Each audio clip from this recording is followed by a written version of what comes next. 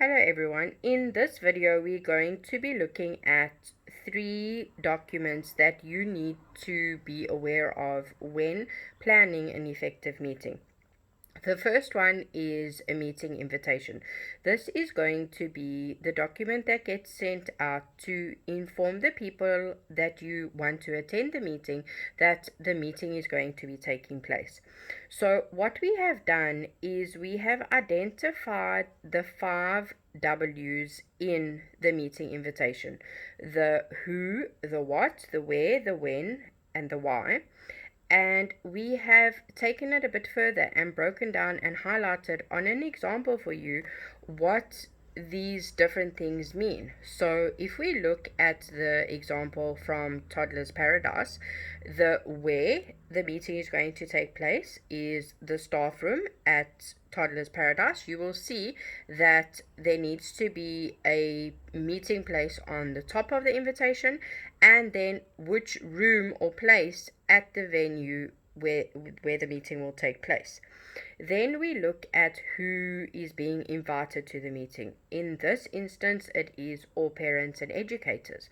What is the invitation for? It is a notice of a meeting. When is it going to be? It needs to have the day, the date, and the time. And the why, the reason or the purpose for the meeting is, in this example, deciding on the purchasing of suitable equipment for the baby care section. Another 2 very important elements that you need to take note of on this invitation is that there needs to be a contact person, and you need to ensure that contact details are given so that if the person receiving the invitation has any questions, that they have the contact person and a contact number for it to be easier for them to make contact. The last thing that we want to point out to you on this invitation is the date that the invitation is issued. You need to make sure that you are giving the people that you invite enough notice in order to attend the meeting. Otherwise, you are going to have poor attendance. So please use the example given to make notes for you for future, because this is not contained in your training module. The second form that we are looking at, or second document that we are looking at, is a meeting agenda. The meeting agenda is going to help the meeting to be structured and for the meeting to flow more effectively. But there is a few key elements that you need to note on a meeting agenda. The ECD center name needs to be on the document. The venue in the ECD center needs to be highlighted. The date and the time of the meeting also need to be highlighted, and then the purpose of the meeting. So the objective should explain the purpose, and remember, is this needs to be specific. You can't be vague in this statement, because this is what you are wanting to achieve at the end of the meeting. So if you explain this, the people that are coming to the meeting know exactly what you want to achieve by having this meeting.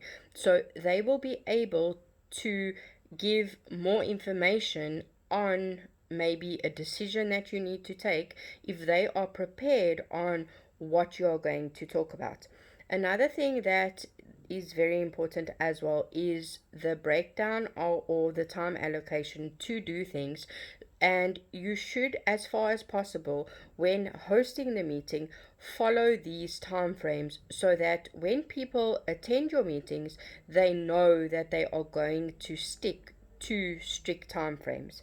And then it is very important that this agenda gets received prior to the meeting, but this agenda also needs to be printed and on the tables at the actual meeting, so that if somebody hasn't printed the agenda, that there is an available copy for them. The last document that we're going to be looking at is the meeting checklist.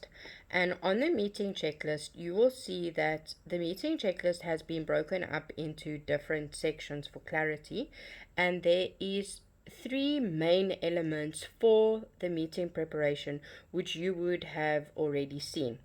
Another important thing that you need to take note of on a meeting checklist is that you need to take notes on the completed tasks.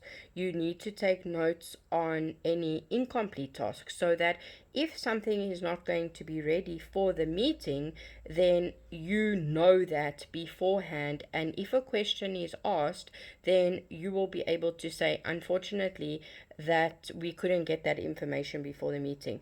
That helps to have the back and forth of any argument that might erupt in a meeting. So, by being prepared, this will help you to make sure that the meeting flows better and that there is not time wasted on things that don't need to be discussed. Another key thing that we need to try and change the mindset of in meetings is refreshments. Obviously, this is meeting etiquette that we do offer refreshments, but one of the things that we've noted, especially in the ECD space, is that a lot of people only attend the meetings in order to get a refreshment or get something from the meeting.